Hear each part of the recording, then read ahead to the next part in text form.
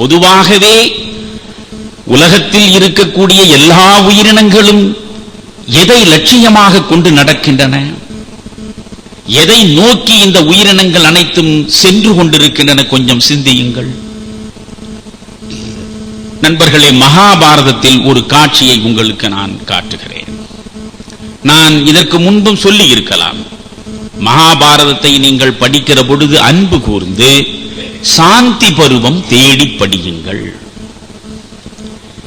கதைக்காக பாரதம் படிக்கக்கூடாது. கதைக்காக பாரதம் படிப்பதனாலேதான் 2000 ஆண்டுகளுக்கு பின்னாலும் பாரதம் கேட்டு கேட்டு பழகிய இந்த மண்ணில் இன்றும் அண்ணன் தம்பி தகராறில் நீதிமன்றத்தில் போய் நிற்கிறானே. சகோதரர்களுக்கு இடையே ஒரு சொத்து தகராறு ஏற்பட்டால் ரத்தம் ஓடும் என்பதை சொல்வதுதானே பாரதம். மண் மீதும் பெண் மீதும் பொன் மீதும் அளவற்ற ஆசையை நீ கொண்டு விட்டால் அழிவுதானடா உனக்கு வந்து சேரும் என்று அறிவுறுத்துவதுதானே பாரதமும் ராமாயணமும். ஆனால் பாரதத்தை படிக்கிறோம், கதை படிக்கிறோம், கதையில் கலக்கிறோம், கருத்தில் கலப்பதில்லை. ஆனால் கருத்தில் கலக்க வேண்டும் என்று நீங்கள் கருதினால் மகாபாரதத்தில் சாந்தி பருவம் படியுங்கள். இன்றைக்கும் சென்ற பிறகு உங்கள் வீட்டில் மகாபாரதம் இருந்தால் சாந்தி பருவம் படியுங்கள். உலகத்தில் நாகரிகம் எழுந்து நடப்பதற்கு முன்பே, உலக சமுதாயத்தில் சிந்தனை சிறகடித்து பறப்பதற்கு முன்பே, இந்த மண்ணில் இருப்பவன் சிந்தனையின் சிகரத்திலே நின்றதை நீங்கள் சாந்தி பருவத்தில் படித்து சிலித்து போவீர்கள். சாந்தி பருவம் வேறொன்றும் இல்லை. 18 நாள் பாரத போர் நடந்து முடிகிறது. கௌரவர்கள் கூட்டம் அழிந்தது. பாண்டவர்கள் பக்கம் வெற்றி வந்து பார்த்தன் துணையால் சேர்ந்தது. நாளை காலை அத்தினபுரத்து பேரரசனாக தருமன் முடிசூட போகிறான். அப்படி முடிசூடுவதற்கு முன்னாலே போர்க்களத்தை நோக்கி தம்பியர் துணையோடு வருகிறான்.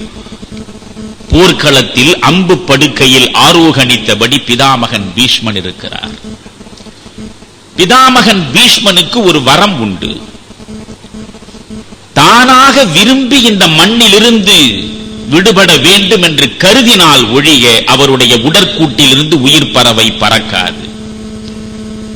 எனவே இந்த உடற்கூட்டில் உயிர் பறவை இருக்கிறது. ஒரு நோக்கம் கருதி அவர் தன் உடம்பிலிருந்து உயிரை விடுவிக்காமல் பாதுகாத்தபடி படுத்து கிடக்கிறார் அம்பு படுக்கையில். தருமன் வந்தான். தருமனோடு தம்பியர்கள் வந்தார்கள். தருமன் பிதாமகரை பார்த்து கையெடுத்து கும்பிட்டு தொடங்குகிறான். பிதாமகரே, நான் அறிவில் குறைந்தவன், அறிவில் நிரம்ப ஆன்மபலம் பெற்றவன் தருமன். ஆனால் எந்த பெரியவனும் தன்னை பெரியவன் என்று பாராட்டிக் கொள்ள மாட்டான். அற்பர்கள் தான் தங்களை பெரியவர்களாக தாங்களாகவே நினைத்து தங்களுக்கு ஆராதனை நடத்திக் கொள்வார்கள். எந்த பெரியவனும் எந்த காலத்திலும் நான் பெரியவன் என்று சொல்ல மாட்டான். நீங்கள் பைபிளை எடுத்து வாசியுங்கள். கர்த்தர் பேசுகிற இடத்திலெல்லாம் பாருங்கள். நெஞ்சு சிலிர்த்து போயிருக்கிறேன் நான் விவிலியத்தின் வாசகங்களை பார்க்கிற பொழுது. கர்த்தர் வாய் திறந்து பேசுகிற பொழுதெல்லாம் நான் தேவகுமாரன், கடவுளின் மைந்தன் என்று சொல்லுகிற கர்த்தர் என்ன சொல்வார் தெரியுமா? உடனே நான் கலப்பையை போல், உழுகலப்பையை போல் தாழ்ச்சி கொண்டவன். உழுகலப்பையை போல் தாழ்ச்சி கொண்டவன். கலப்பை எப்பொழுதுமே பூமி பார்த்துத்தான் இருக்கும். பூமி பார்த்து தாழ்ச்சி கொள்பவன் எவனோ அவன்தான் தலைமைக்குரிய தகுதியை தானாகவே பெற்று விடுகிறான். தானே தலைவன் என்று நிமிர்ந்து நிற்பவன் எவனோ அவன் தன்னளவில் தாழ்ந்து போகிறான். எனவே இங்கே தருமன் ரொம்ப பணிவோடு பேசுகிறான். நான் சிற்றறிவு உடைய சிறியவன். என்னுடைய தலையில் நாளை மகுடம் வந்து சூடப்பட போகிற நேரம். அரசியல் குறித்து, அரசு குறித்து, ஆட்சி குறித்து, வாழ்வியல் குறித்து 1000 சந்தேகங்கள் எனக்கு இருக்கின்றன. இவற்றுக்கெல்லாம் பிதாமகரே நீங்கள் விளக்கம் தர வேண்டும் என்பதற்காகத்தான் இந்த நிலையிலும் உங்கள் முன்னாலே நான் இருக்கிறேன். நீங்கள் மரணத்தை தழுவுவதற்கு முன்பு உங்களிடம் இருக்கக்கூடிய சகலவிதமான அறிவு சுரங்கத்தையும் தோள் மாற்றி விட்டு செல்லுங்கள். எந்த கலையாக இருந்தாலும் நண்பர்களே, தோள் மாற்றுவதுதான் முக்கியம். தோள் மாற்றாமல் போனால் அவனோடு அது முடிந்து போகும். 2000 ஆண்டுகளாக எல்லா கலைகளும் தொடர்ந்து வருகின்றன என்றால் தோள் மாற்றுவதனாலேதான். எனவே பீஷ்மனுடைய அறிவு அனைத்தையும் தன் தோளில் மாற்றச் சொல்லி தருமன் வேண்டுகிறான். உடனே பீஷ்மர் சொல்கிறார், இதற்காகத்தான் இவ்வளவு காலமும் நான் காத்திருக்கிறேன் இந்த களத்தில். என்ன வேண்டும் சொல், உனக்கு என்ன ஐயம் இருக்கிறது சொல் என்றார். முதல் கேள்வி கேட்கிறான். பிதாமகரே, இறைவனுடைய படைப்பில் உயிர்கள் அனைத்தும் எதை நோக்கி நடக்கின்றன? எல்லா உயிர்களின் முதன்மையான நோக்கம் எது? எனக்கு இதை முதலில் நீங்கள் சொல்ல வேண்டும் என்றார். பீஷ்மர் சொல்கிறார், மிகச்சரியான கேள்வியை நீ கேட்டிருக்கிறாய்.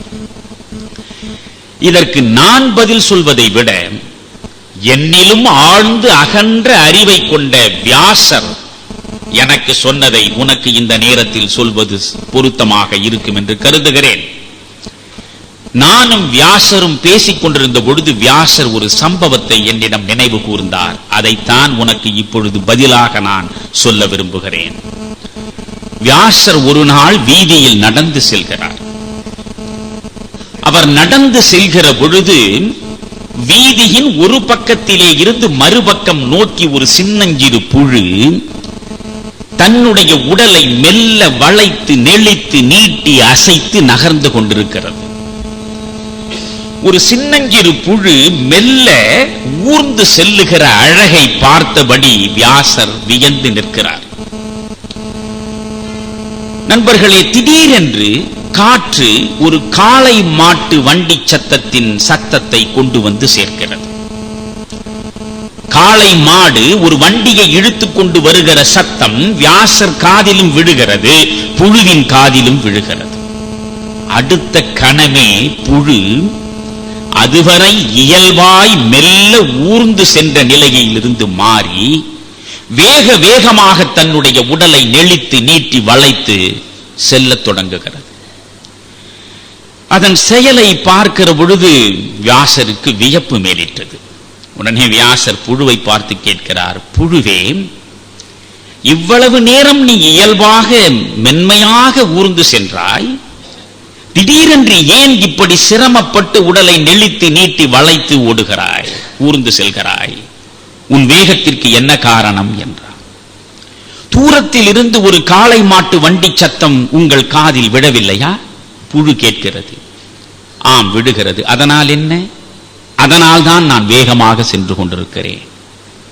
அதனால் நீ ஏன் வேகமாக செல்கிறாய்? இது கூட புரியவில்லையா வியாசரே உங்களுக்கு?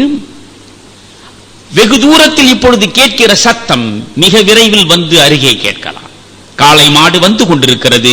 அந்த காளை மாட்டின் காலடி குளம்பிலே நான் சிக்கி சாகலாம். அதனுடைய குளம்பில் நான் சிக்கி சாகாமல் தப்பினாலும் அதன் வண்டி சக்கரத்திலே நான் சிதைந்து போகலாம். எனவே என்னை காப்பாற்றிக் கொள்வதற்காகத்தான் இவ்வளவு வேகமாக போகிறேன் என்றது. இதுதான் முக்கியமான செய்தி. வியாசர் கேட்கிறார், புழுவே, நீ இறைவனுடைய படைப்பில் அற்பமான ஒரு உயிர், கேவலம் ஒரு அற்பமான சின்னஞ்சிறு புழு. நீ இப்பொழுது சாவு உனக்கு தானாகவே வந்து சாத்தியப்பட்டு விட்டால் அடுத்து இதைவிட கூடுதலான பெருமைக்குரிய ஒரு பிறவியைத்தான் நீ பெறப்போகிறாய். எனவே அடுத்து ஒரு பெருமைக்குரிய பிறவியை நீ பெறப்போகிறாய், கூடுதலான இன்பத்தை அடையப் போகிறாய். அதற்கு இந்த சாவு நமக்கு வழிவகுக்கும் என்று நீ மகிழ்ச்சி அல்லவா கொள்ள வேண்டும். இதை விட்டு நீ இந்த பிறப்பை நீ நீடிப்பதற்காக வேகப்படுவதாக சொல்கிறாயே, எனக்கு புரியவில்லை என்றார்.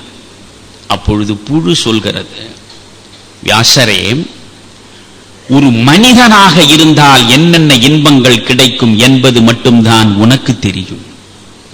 ஒரு புழுவாக பிறந்தால் எத்தனை வகை இன்பங்கள் கிடைக்கும் என்பது புழுவாக பிறந்த எனக்கு மட்டும்தான் தெரியும். இந்த புழுவில் எத்தனை இன்பங்கள் உண்டு என்று உனக்கு தெரியுமா?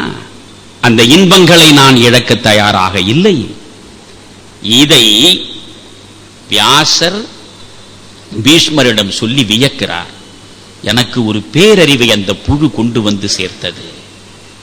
உலகத்தின் படைப்புகளில் எல்லா உயிர்களும் இன்பம் நோக்கித்தான் நடக்கின்றன. ஒவ்வொரு உயிருக்கும் அதனுடைய இன்பம் என்ற ஒன்று இருப்பதை நான் அன்றுதான் அறிந்தேன் என்றார். எனவே இன்பம் நோக்கி நடப்பது புழுவினுடைய நோக்கம் என்றால் மனித நோக்கமும் அதுவாகத்தானே இருக்க முடியும். நாம் அனைவரும் இன்பம் நோக்கித்தான் நடக்கிறோம். துன்பம் என்னை தொடர வேண்டும் என்று எந்த மனிதனும் இறைவனுக்கு முன்னாலே நின்று பிரார்த்திக்க மாட்டான்.